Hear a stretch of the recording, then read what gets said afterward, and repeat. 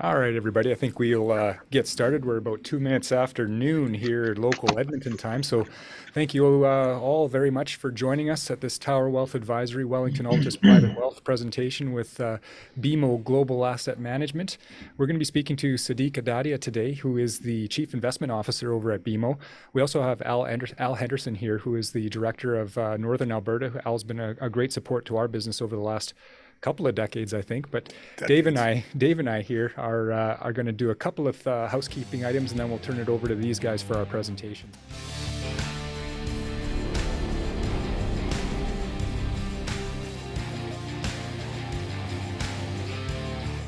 We're going to leave time for this for questions at the end. We are scheduled for an hour, so we're going to leave 10 to 15 minutes at the end where you can post your own questions.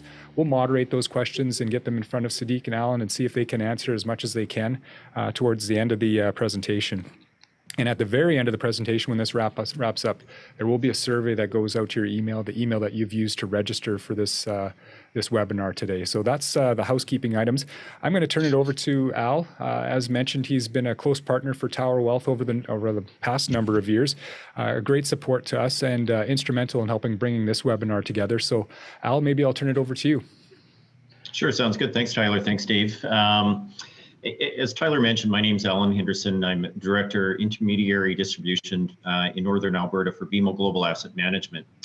It gives me great pleasure today to be a part of your presentation and to be able to introduce our speaker, the Chief Investment Officer of BMO Global Asset Management, Sadiq Adatia. As Chief Investment Officer, Sadiq manages the BMO Global Asset Management investment team. He oversees the investment team on asset allocation, portfolio structure, and fund strategies across all traditional asset classes and investment functions, including trading, portfolio analytics, and investment governance. Sadiq also sits on the BMO GAM Executive Committee and is responsible for investment strategy and risk management. Sadiq joined BMO GAM in July of 2021, bringing with him a strong knowledge and expertise in managed solutions, risk management, derivatives, and tactical asset allocation. It's this skill set that causes Sadiq to be regularly sought out by the investment community and media outlets such as CNBC, BNN Bloomberg, and Reuters for the economic and investment insights that he provides. Prior to joining BMO GAM, Sadiq was Chief Investment Officer at Sun Life Global Investments and Russell Investments Canada. Sadiq holds an honors Bachelor of Mathematics degree in actuarial science and statistics from the University of Waterloo. He's also a CFA charter holder and is a fellow both of the Society of Actuaries and the Canadian Institute of Actuaries. So today's presentation is going to look at 2022. We'll talk about some of the turbulence that we've seen to start the year and provide our outlook for what we expect for the rest of 2022. So without further hesitation, please welcome Sadiq, and I will hand things over to him at this point. Thank you very much, and I'll echo those comments that you just put out, Allan. Dave, Tyler, thank you very much for inviting us. And I think this is a really timely conversation because we've definitely have seen a lot of turbulence in the markets more recently, and this is coming off a very phenomenal last few years.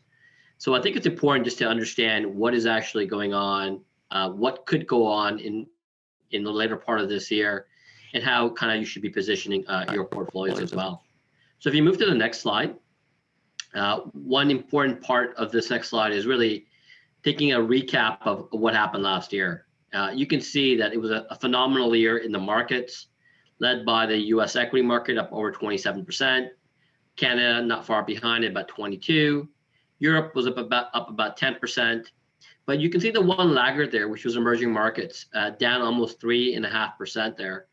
And that really was tied to a lot of things going on specific to that region. One, the fact that we were seeing a lot more regulation popping up in emerging markets. And secondly, there was this disastrous effect going on in the real estate market as a couple of big lenders started to go into bankruptcy. But key to all of this is also the fact that we started to see better situations coming out of COVID, not from a virus standpoint per se, but more from a standpoint of more vaccines, the economy starting to get back a little bit more on track, and that really helped boost the markets. If you move to the next slide, though, One of the key things, though, is also going on last year was that rates remained relatively low. But there was conversation starting up about raising interest rates. And so that pushed pressure on the bond market because, as you know, and there's an inverse relationship there of when rates go up, bond markets, go down and vice versa. And so we've had tremendous, great upliftment in bond markets as rates were going down. And now with this conversation of rates going up, you can see it's had a negative impact on the bond market. The one exception to that was high yield. High yield did actually relatively well last year, but high yield is more of your credit, more tied to, the prosperities of the economy. And therefore it participated, as the markets did on that positive sentiment that was going on.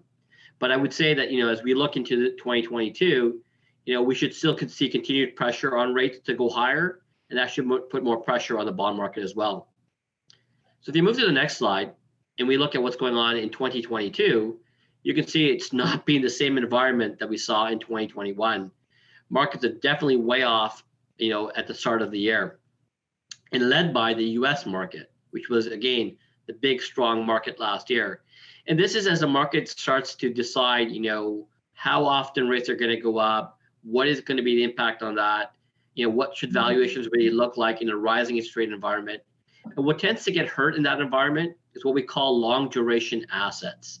And those are really, in essence, kind of those technology type companies that have done really well, but valuations have soared. And now to recalibrate those valuations, you see some of that come back into the fold. And so you can see the US, down the most, but Canada actually hasn't been too bad, down only about 3%. It's because it has a lack of technology type companies in Canada and therefore less impacted like you see in the United States. Now, if you move to the next slide, I think what's important here is that, when you think about the next slide, the bond market normally does kind of the opposite in many cases of what the equity market does. So when equity markets normally sell off, bonds are there as your diversifier to help protect you. But the rationale for the rates for markets going down was rising interest rates. And therefore, when you look through here, you can see that it's also had a negative impact on the bond market. So really nowhere to hide when you think about January this year. But I will say that when you think about, valuations now, things are looking to be a little bit more attractive given the pullback that you've seen in the equity market. But bond markets, to me, still look overly valued and still pressure there, on a going forward basis. If you move to the next slide, it's important to calibrate a little bit about these broad indices. So I'm using here the S&P 500 as an example. And if you remember the big technology boom that happened in the late 1990s, technology took off. This was the internet bubble. And what you were seeing was the top 10 names in the S&P 500 at that time were making up, about 25, 27% of the index.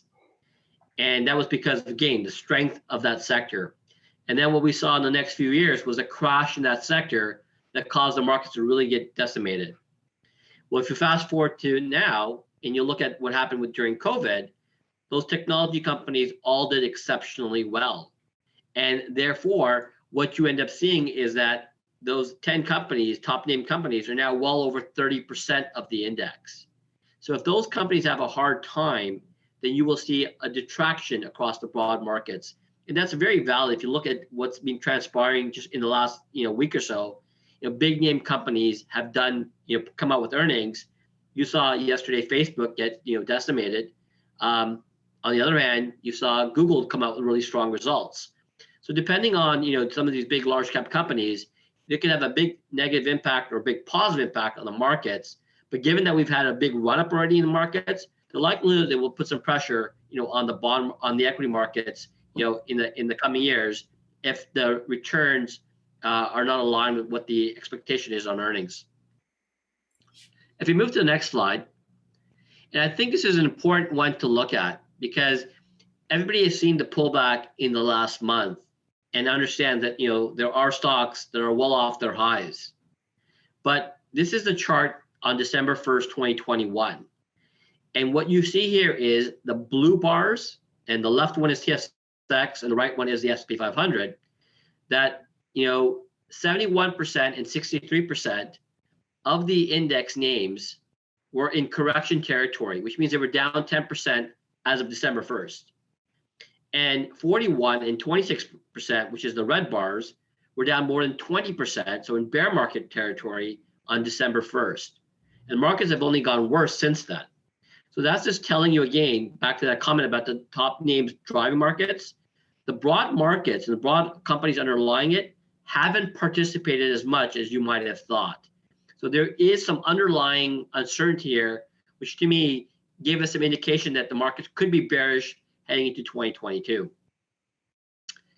Now, if you go to the next slide, given the pullback we've seen and some of the more recent data, I still think now is a time to be a little bit more optimistic. When you think about why we're thinking about being optimistic, we think supply chain issues, which have been driving inflation and causing the pressure on rates to go up, are starting to ease. Not coming off dramatically, but starting to ease. So the peak supply chain issues, I think, potentially are behind us. When you think about the consumer out there, they're exceptionally strong. They have a very strong balance sheet.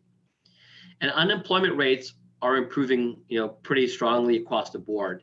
And that is important because we're getting back to the levels that we saw in 2019. Canada already there, US not far behind. Now, I'd be remiss not to tell you about some of the risks that potentially could occur here. Inflation could stay quite hot for quite a bit of time. I do think it will, but I think at the second half of the year, we'll start to see inflation come off a little bit. And then if all of a sudden we see a faster pace of interest rate hikes than the market expects, that could also cause nervousness.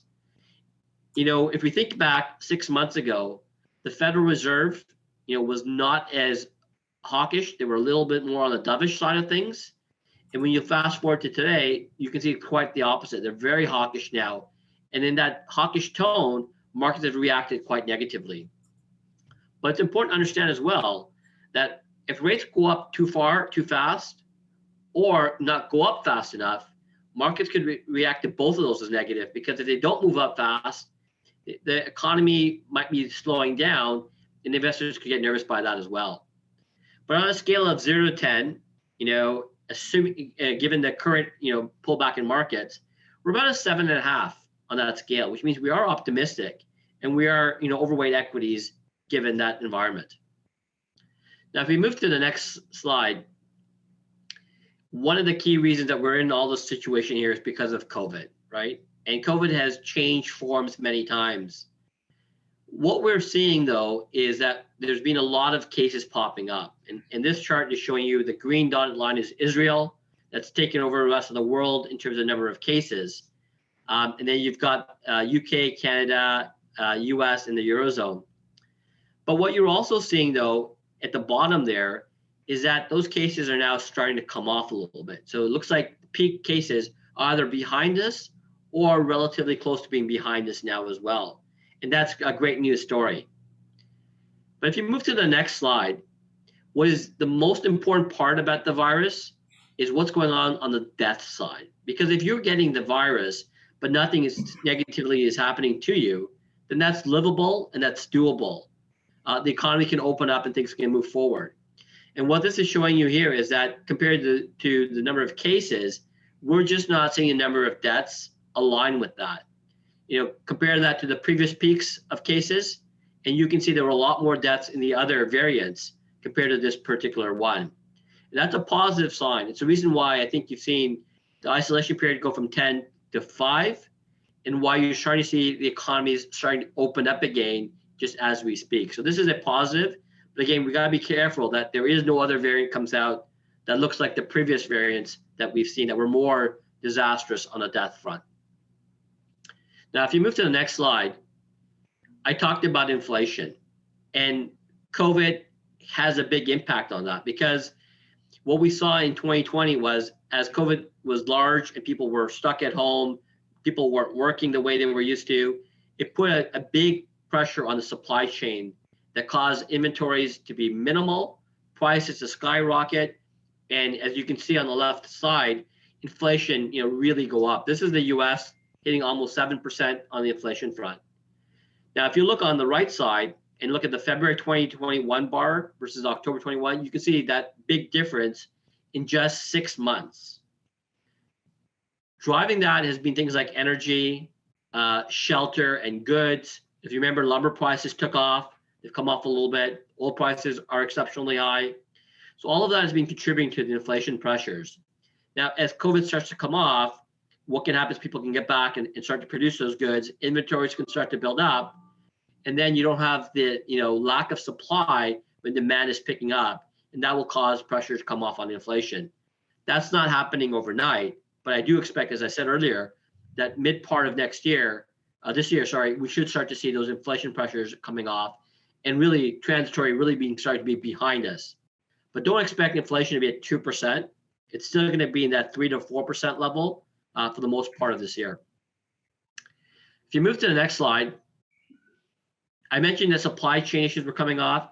Here's the way we see it. So in the top line there, that is the prices being paid. And you can see the prices being paid are coming off. The next line below it is the delivery times. That too is getting better. And at the bottom, the inventories, which were very, very low, are now starting to pick up again. All three of those are giving us comfort that, again, supply issues are at their peak and starting to improve. If you go to the next slide and we look at what the Federal Reserve is now thinking about, you can clearly see that it is definitely on the path of multiple rate hikes, not just in 2022, but 23 and 24. If you look at the 22, priced into the markets and based on the Fed dot plot, is somewhere between 3 and 4 rate hikes this year. But I've actually heard comments as much as 7 rate hikes, potentially as well. And then you go into 2023 and you look like another 3 or 4 rate hikes, and then maybe 2 or 3 in 2024 before you get to a more normalized interest rate environment. So that's the pressure that you're seeing, why you're seeing yields go up, and again, the nervousness by the markets. If you move to the next slide, you can see what I'm referring to when you look at the US 10-year yield. The 10-year yield right now is about 1.8, and that is finally getting close to the levels that we saw pre-pandemic in 2029. But you can see it's really has moved up more recently. So this is where people start to look at when yields start to go up past a certain threshold, bonds look a little bit more attractive relative to equities. But that's not the case quite yet. When you look at the dividend yields of equities versus bonds, equities are still significantly more attractive. And so, when you look at the opportunity set between equities and bonds, you're still seeing, yes, valuation expensive maybe on the equity side, less so more recently, but still more attractive than what you're seeing in the bond market. And part of that's tied to this rising yield environment. Now, if you move to the next chart, the market is reacting today as if higher interest rates are exceptionally bad and the market should crash. But here's a chart showing you what has happened in the past times when rates have started to move up. Heading into the interest rate environment, markets have been up. And then 3 years after rate hikes have moved up, the markets are up another 20% or more. So the market doesn't necessarily think rate hikes are a bad thing, because normally when rate hikes go up, that means the economy is actually doing quite well. And therefore, you're going to get the plus of a stronger economy, better corporate earnings, better job picture, rising wages that should generally be beneficial. So there are shocks along the way, but this does not mean that markets don't go higher up. And to be honest with you, I had to double check this. So if you move to the next chart, I did a second review with another source, and I got exactly the same results. So you can see here in the green bars that markets are generally up, from the moment rates get called. But of course, there is variability here and a lot of volatility. But generally, if you stay the course and ride out the rate hikes, markets are actually generally higher. What this is not saying is there a rotation within the markets? And there is, but just more broadly, if you think about markets going higher up or not, generally we do see markets going up. Now, if you move to the next chart and we look at the underlying fundamental data of the economy, you can see the purchasing manufacturing index is relatively positive. Now, normally above 50 is what we call expansionary, below 50 is contractionary. We see that as you look at September, October, November, December, things were relatively good, but we are seeing PMIs coming off a little bit relative to what we saw in November, right? So there's some sign that the economy, after bouncing back, is stalling a little bit. Now, part of that could be that we've had some shutdowns in the last month or so, but part of it also could be still some hesitation because the variant is still out there, and at that stage was increasing in terms of number of cases, and we still didn't know a lot about whether or not it was going to be as deadly as the previous variants as well. So something just to keep an eye out for. If this continues to slow down, this could have an impact, on the economy. On the next slide, when we think about, the U.S. Market versus inflation and bonds, especially in that environment, you can see on that bottom line, that is the U.S. 10-year, tips. So that is reflecting inflation. And you can see net of inflation that the bond yield is actually negative. On the other hand, when you compare that to what's going on in the equity market, the earnings yield of the S&P 500 is significantly higher. And this is back to why you're looking at why are people still putting money in the equity market? Because the alternative is not very good. And therefore, people still are liking their yields. They're going to continue to invest in markets that are going to give you that yield. And of course, that is the equity markets. On the next chart, there's been a lot of debate about, valuations amongst different geographies. And what you see here is that when you look at the S&P 500, the valuation is, relatively expensive. It's back to the levels we saw, close to that 2000 period. But if you look at the TSX, it's at a significant discount to the S&P 500, which is one of the reasons why we do like, the TSX, because it has a lot of the makeups that actually haven't done exceptionally well, like technology, and a lot of the areas that we think are going to do well, like financials and energy, yet at a significant discount to what we're seeing in the U.S. market. So again, just something to keep an eye out from a valuation perspective. Not all geographies are equal, and Canada looks relatively attractive. I still like the U.S., but I want to diversify some of that into Canada as well. On the next chart, there's a lot of conversations about value and growth, and where we're at. You can see that over the last few years, and we compare how both of these compared to yields, and you can see that when yields are going up, the U.S. growth actually declines and U.S. values improves. So the last few years we have seen growth dominate, but that's because rates have been going down. We're in a different regime, and therefore rotation to me is actually coming through. That you want to rotate away from growth more into these value segments because they are more highly correlated with the rising yield environment. And that's an important part to keep an eye on. If you go to the next slide, you can see clearly what sectors are highly correlated with a rising yield environment. So in the US market, you can see financials, energy, industrials, materials. In the TSX, you can see energy, insurance, financials, banks, discretionary, mining. So similar type of names in both areas. And because, if you think about energy, financials, materials, they make up 75% of our index, right? So therefore, you can see why we also like, Canada, not only from a valuation perspective, but because tied to this theme of rising interest rates. If you move to the next slide, what you see here also is that when you compare the valuations of value and growth, you can see that the value index, which is the blue, is significantly cheaper than the growth as well. So not only is the environment favoring value, but valuations are favoring value as well too, right? So this is why you're seeing that bit of rotation into the markets. Now let's move forward into Canada's economy on the next slide. And what you see here is the employment picture. And you're comparing Canada and the US here, and you can see that Canada's employment picture now is actually better than it was pre-pandemic. So we've got back all the jobs that we've lost, since that pandemic period. And the US is just a few percentage points behind that level. So therefore, we're starting to see that recovery, on the people side. And that's a positive because that means if people are back to work, they're feeling good about what's going on, corporations can get back to full capacity. And again, those supply shortages also come off as well. If you move to the next slide, and then you look at, the the employment picture, it's not just dominated by one province. What you see here is that most of the provinces are almost back to their levels, right? And that's great. Ontario, BC, PI, the Atlantic are all back to the levels that they need to be at. And then you can see that Nova Scotia, Quebec, Newfoundland, Labrador, Manitoba, New Brunswick, Saskatchewan are just slightly behind. So it is a full, proper employment picture across all of Canada.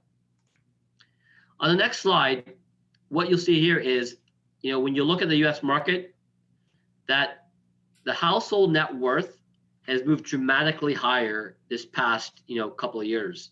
They're up almost 20%. And so therefore, the US consumer is very strong. They're feeling good about their positioning on the wealth side, and that generally leads into more spending down the road. If you move to the next slide and we look at it from a Canadian perspective, you can see the top chart is very similar as well, up 23%. And the bottom chart is showing you the debt to asset level, and that has come off as well. So the balance sheet of the Canadian consumer is very strong because the assets have gone up, and the liability, at least the cost of that liability, because rates have been going down, has dropped off as well. So in essence, the consumer is very, very strong and here to support the economy, just as the stimulus is coming out of the system by governments. On the next slide, break it down. Here is a breakdown of the average household disposable income, and you can see the percentages tied to it. So as an example, almost 30% of the population has disposable income of over 183,000. 25% have about over 100,000. So when you look through it, all of these are pretty decent sized numbers of disposable income, and therefore we didn't see a big depletion of income, over the last few years. Therefore, back to my comment, the consumer is quite strong, and every part of the consumer, even the lower earning consumer, can contribute still to this economy. If you move to the next slide, part of what's been holding back the markets has been the savings that people have been doing. So not surprising that during the pandemic, people built up their savings. So what this chart is showing you is that the gray bars is the average savings rate that people were having between 2015 and 2019, so pre-pandemic. And you can see relatively low levels with the exception of Alberta. Then you can see that black bar there, which is 2020. So during the pandemic, everybody got nervous, started to tighten their belts up and saved a lot. And then you can see what happened in 2021 in the red, that people started to spend some of those savings. But they're not back to the levels of those gray bars, which means there's a lot of pent up savings there that's going to be, eventually spent on the economy. And today, what we're spending on is just really goods, not the service sector, right? And so that's holding back. So no one's going on massive vacations, or if they are, very minimal, because they're still nervous about what's going on. The moment that people can go out there and live their lives freely, have experiences, go travel, do all of that, we'll start to see those savings rates start to come off. And again, that money gets back filtered into the economy. Now, if you move to the next slide, what we see here is, housing market has done exceptionally well. And it was doing well prior to the pandemic, but it really did surprisingly well in 2021. Now, we thought it would do well, but not to this level, right? Because we knew rates were going to go down. That would be great, for mortgages. Also, the consumers were getting supported by the governments. And therefore, you were seeing a plus, amount of demand still out there across the board.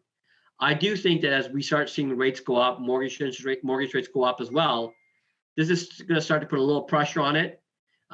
Still think housing will still do well because the first part of it will still be manageable. But as we get out to the year 2 and year 3 of rising interest rates, that will start to put some strain on the housing market.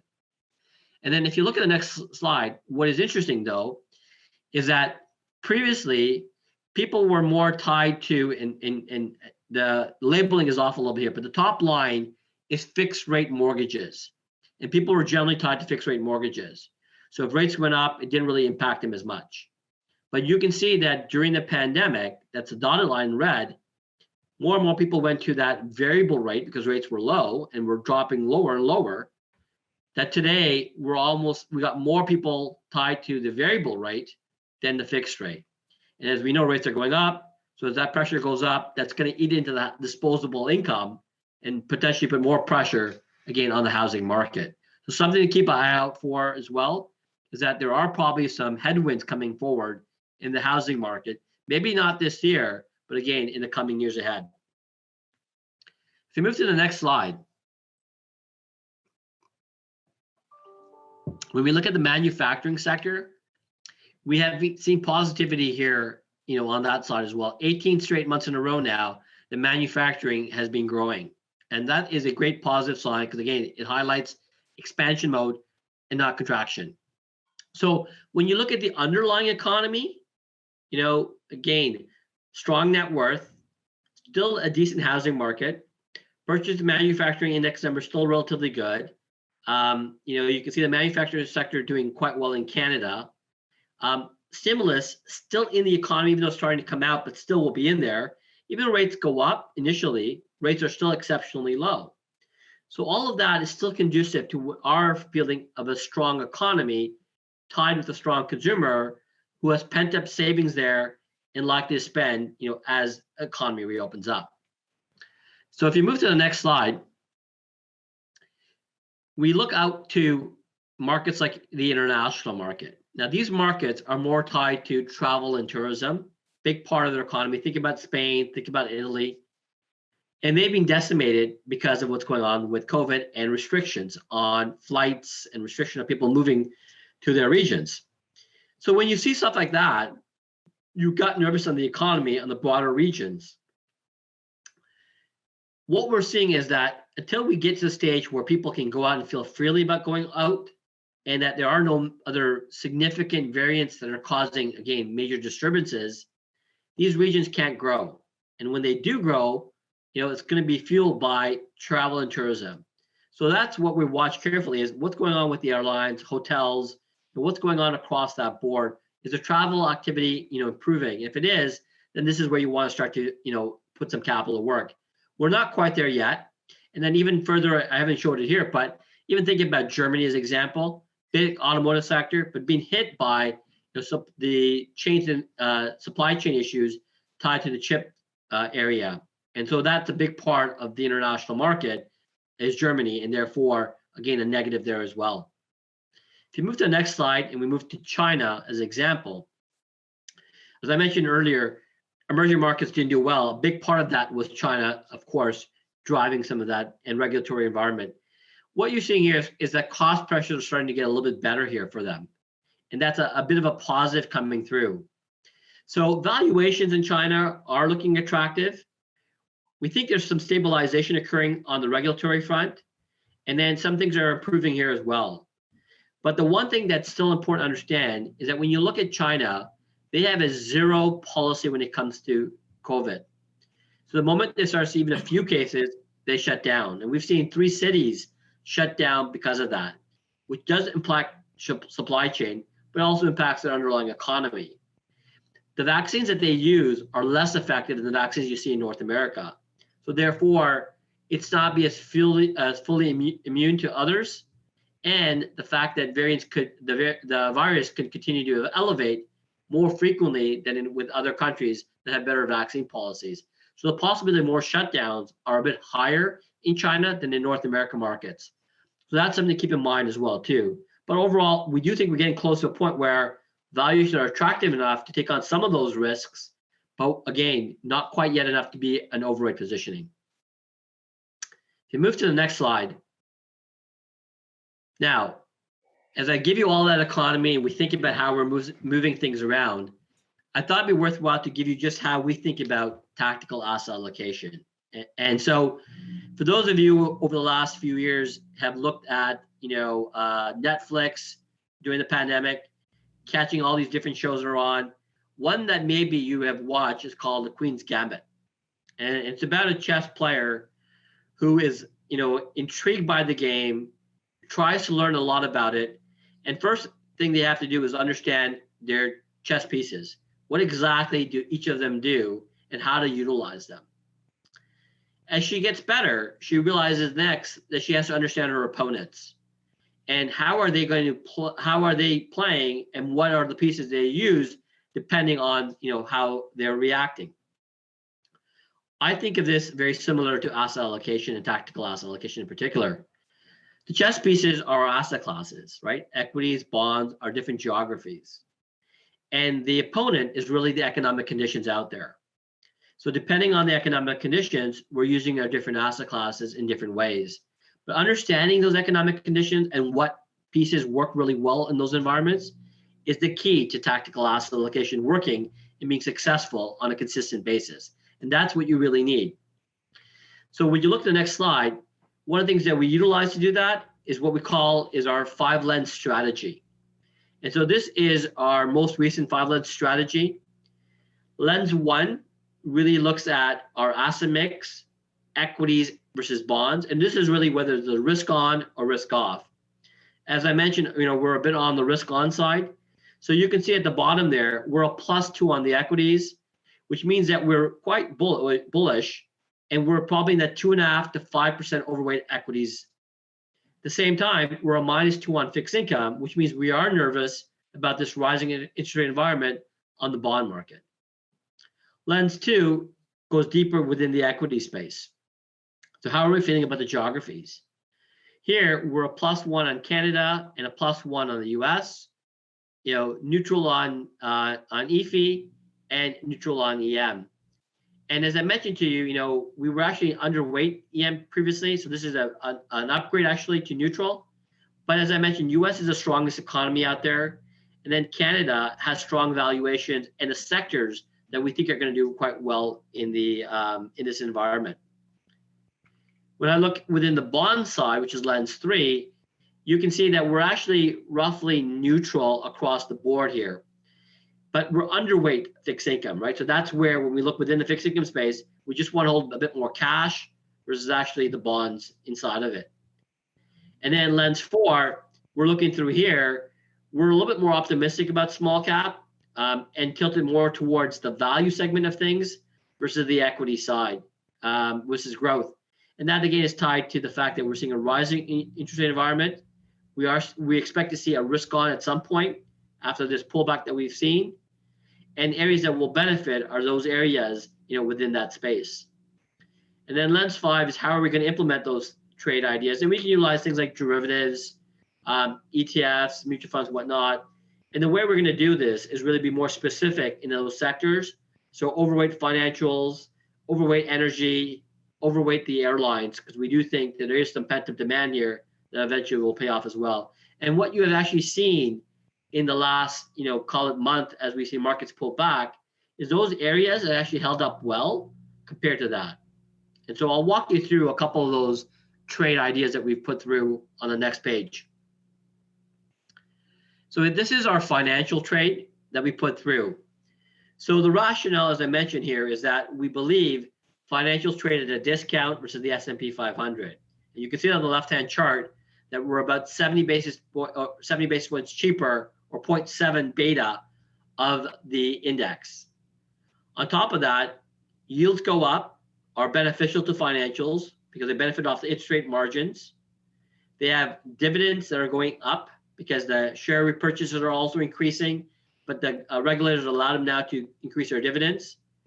And then if you think about it, the consumer getting stronger and looking for more loans down the road is also beneficial to the financial sector as well. So a lot of good positive tailwinds towards the financial sector. We've done this by buying the financial sector ETF, which has banks and insurance companies inside of it. And we sold off part of our S&P 500 index. We put that trade in September 2021. That trade is up about 5% relative to the S&P 500. And at the same time, we've seen yields go up 47 basis points. So you can see that our thesis has really played out well, but we still believe we're still in the early part of this and we're keeping this trade on. If you move to the next slide, you can see we've done a similar trade on the energy side. And here what we're showing you is on the left side, from a valuation perspective, we're looking at price to book. And from price to book perspective, you can look at the S&P 500 being significantly more expensive, almost double that of the S&P energy sector. So we look at that from a good valuation perspective. We expect the economy to reopen up and more demand for oil. Supply is not quite sufficient right now and won't keep up fast enough as demand picks up. We've got some tensions right now on top of that going on in Russia and the Ukraine, which should also elevate, energy prices as well. So again, we sold some of our S&P 500, bought some of our energy sector ETFs, and we put this trade on in October.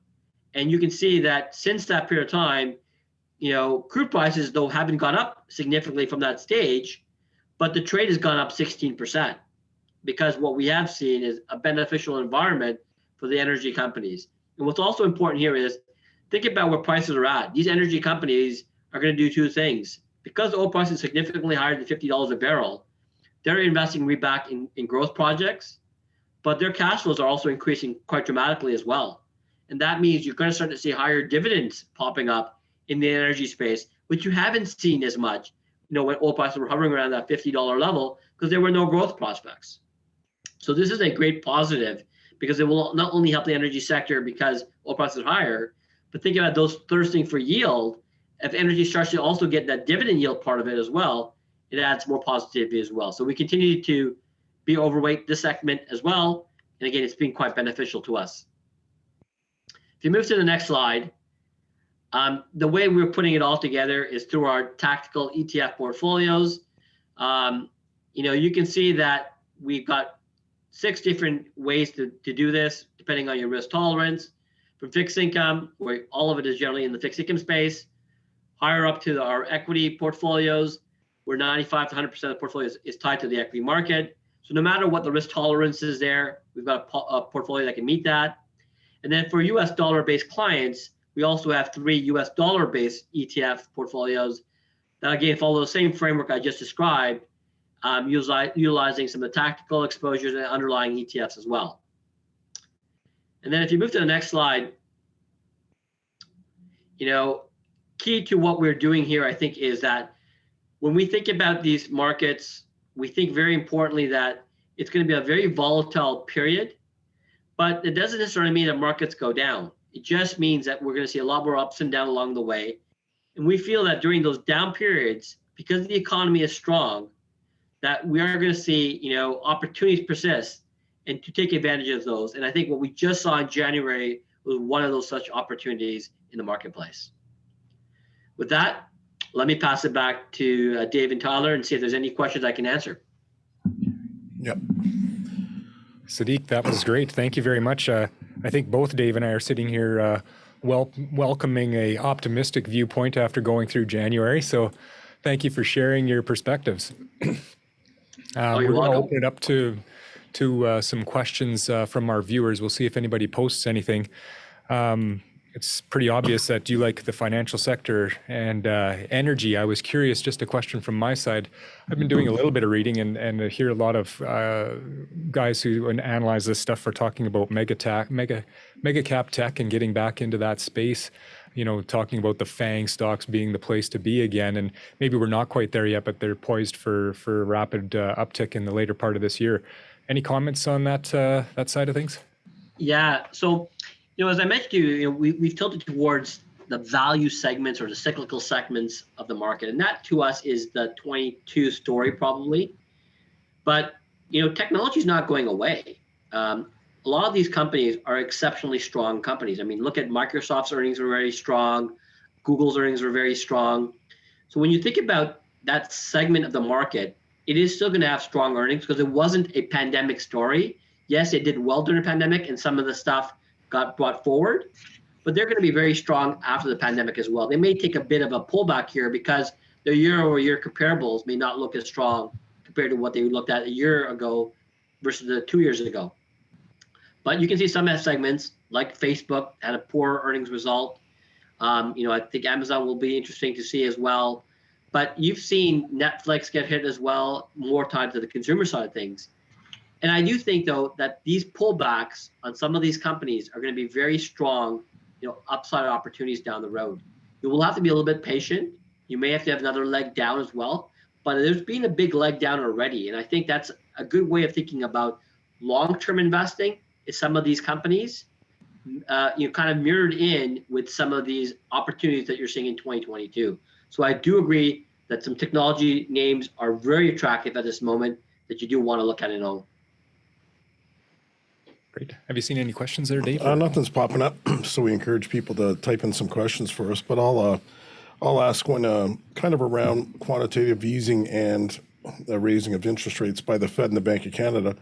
Obviously, is there an issue potentially that they are not moving fast enough on the quantitative easing to back off, or is there or raising interest rates? I guess the worry is, and you made some comments, is are we going through just a inflation scenario because of the COVID and just a transitional phase here with supply chain issues, and are they approaching this the right way? What happens if they get it wrong and they bump rates to combat this very short-term inflation issue? I mean, they could really damage the economies by doing it too quickly.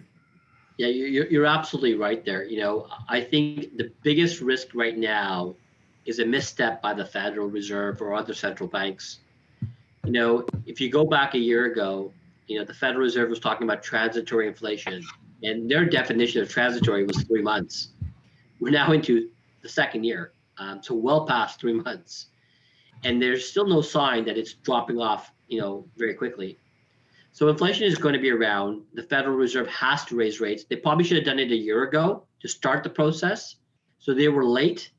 And now, you're seeing a bit of, angst in markets. So they're trying to, go faster.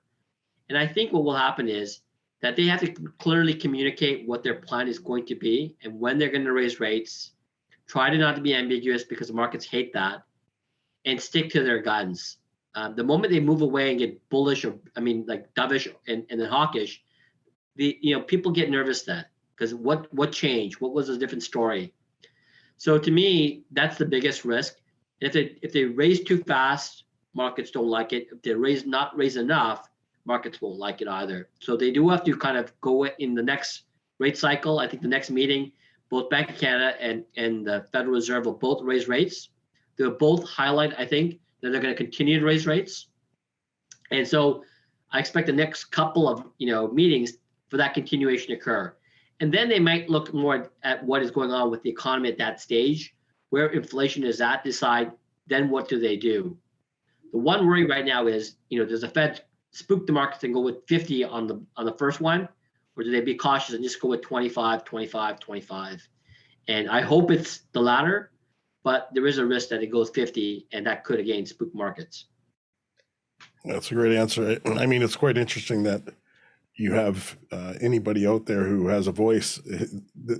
It's extreme what everybody thinks should be done. You have people calling for just wallop us with 1.5%, the shock and awe type thing, and then straight down to China, who's decreasing rates. I mean, across the board throughout the world, there is no consensus on this, and everybody feels that their method's the best way. I think there's some underlying trades that people are positioning themselves for. If the Fed took their stance and applied it, they might make some bucks because that's how they position their portfolio. But it seems interesting that there's not much consensus, not as much consensus as normal. How about that? Yeah, that's right. I mean, if you look at the Eurozone, they're reluctant to raise rates. The UK just did, and like you said, China's doing something different. North America is leading the charge on the faster rate hike approach. So I said every economy is a little bit different. Some have got hit more by the variant. Some employment has moved faster, so that gives them the latitude to do a bit more. But that's again, there's no consensus here. And then you've got some people out there who believe that they shouldn't raise rates, and others that think they should have raised 2% already. So there is a big distortion there, and that's why I said you always have a bit of bull and bear on whatever the Fed says, and that's why you're seeing the back and forth volatility in the markets. Because when the Fed came out in October, November, and actually had their meeting, the market didn't react negatively to it. It's when the notes came out in January that looked a lot more hawkish. And again, the Fed did change its tone. That's when you saw the markets get a bit more spooked, because now they weren't thinking what they were thinking in October, and therefore, more rate hikes were on the card, and that shock just kind of got people nervous. And again, that impacted the long duration assets, which really were technology. Great. We do have a question from the viewers right now. So let's ask this one here. Do you see any financial impacts in Canada coming out of things like the trucker protests? Pretty current question. Yeah, I don't. I think a lot of these protests, are there to say their stance on the vaccines and what's going on. I don't think so. I think these are noise. The only thing that could happen is that if you got a situation where it caused some supply chain issues, from a delivery standpoint or other things along the way, that could be, but again, I think it's more short-term than long-term. And you're seeing other protests in other parts of the world as well, too. So to me, it's noise. It's not really going to be, a massive downturn in the markets. And maybe, contrary to that, think about, the Russia-Ukraine situation, right? That's a political one, not likely to end overnight. We'll have ramifications on the oil sector. But again, I think long term, probably not on markets. Unless the risk appetite is already bearish, then that just adds fuel to the fire, right? But if it's not something that's going to slow down the economy, it has bigger impacts also on Europe, because Europe is more highly tied to the imports of oil. So Europe gets hit by that as well. But again, I think these are more short terms. We've seen that in the past where something impacts a market, it sees it get inflated, and then slowly comes back down again. So short-term noise, not long-term, distractions to the markets. Okay. Well, it sounds like a bit of the reading I've done, and you alluded to it in your presentation, was that interest rates, kind of going back a bit here, but that they need to go up, that they're not in a healthy range right now. So I think once the realization around what they need to be at is absorbed by the market, maybe we'll see some forward progress, because I don't think rates are in a healthy place right now. There's no room to take them any lower, and it doesn't give a lot of not a lot of tools in the Federal Reserve or in Canada's tool belt to adjust things. So rates do need to, I think, go up. It's just how quickly can they go up comfortably? Yeah, you're absolutely right. Thanks. Yeah, and if rates are going up, it sounds like consumers are in an okay place to absorb that. I mean, both in Canada and the U.S., as you've mentioned, their liabilities, their balance sheets look really good, and their savings are strong. So it's, it doesn't sound like it'd be a concern for the vast majority of the population. Yeah, it won't in this year, at least, because I said they've got a lot of savings. They've built up a lot of wealth coming through. Rates are still relatively low, even when they start to move. But what will happen, though, is because of the fact that, as we showed that mortgage chart where a lot more variable rates than fixed, eventually it will start eating into disposable income. And if rates go up, that generally means housing markets have a little bit more tougher time of growing. So that eats into your net worth as well. But that doesn't happen right away. It happens in year 2 and year 3. And if anything, when rates start to go up, actually, you tend to see more mortgages coming up because people are trying to quickly get it before rates go up exceptionally high. So you actually see higher housing activity initially before you see that sell off. So again, I think 2022, the consumer will be strong. Rates will impact them marginally. But when you get to 23 and 24, where you've had, multiple rate cycles going through, that's when you start to see the impact of the consumer being diminished and impacting the economy. Yeah, and I guess the worry is, does it actually slow inflation? If inflation has been driven by supply chain issues, raising rates really won't help us. That's right. That's exactly right. Right. So supply chains will work themselves out, again, as the economy opens up. And what will probably happen is there'll be an abundance of inventory at that stage because nobody wants to get into that supply chain problem again. Right. So that will be the other part of it where people will add to their inventory levels, and then things will have to go on sale. Right. Which is good for us, but not necessarily good for margins in the market. Right. So you're going to get the extreme reaction. It's like that swinging thing. Pendulum swings too far one way and then swings too far the other way before it normalizes again. And that will happen with interest rates too. Great. Got a question here. A question, obviously, that's pretty much out in front of everybody today around the environment, energy, things of that nature. So with fossil fuels, kind of the demands being quite high and with governments trying to quash the use of them, seems kind of contradictory to long-term growth. How is this going to play out, do you think? Yeah, so this is a great question. I mean, we have a big responsible investing team, at BMO Global Asset Management.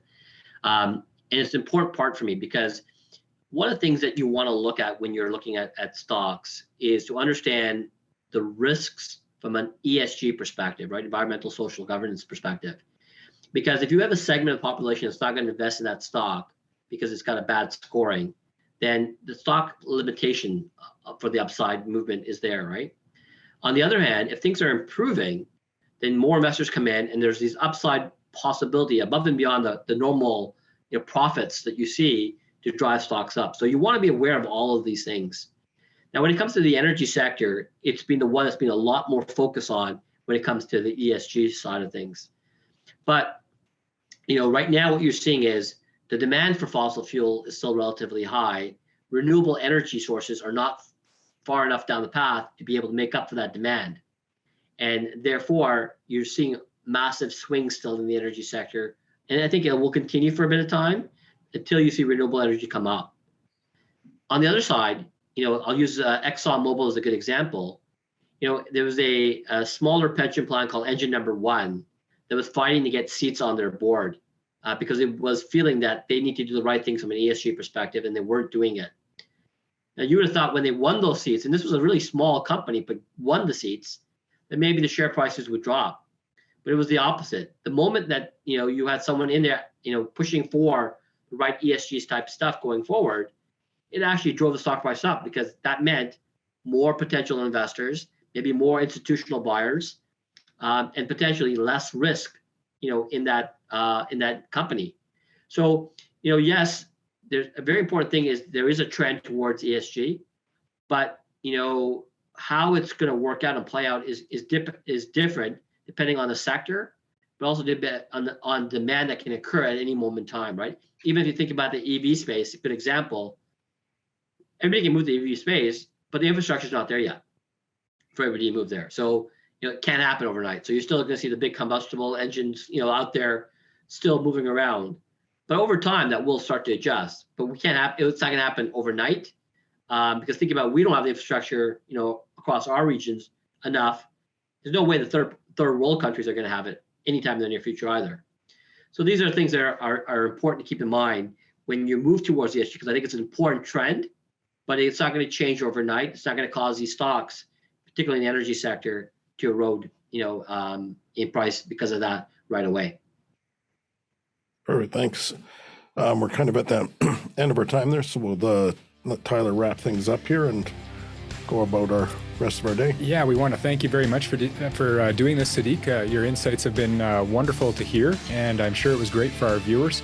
Thank you to Allan, who I think is still on the call. There he is. Al has always been a great support to our business. It's great seeing you here today, and thank you as well for helping organize this. And thank you to our viewers for tuning into this. So thanks again very much, guys, and enjoy the rest of your day.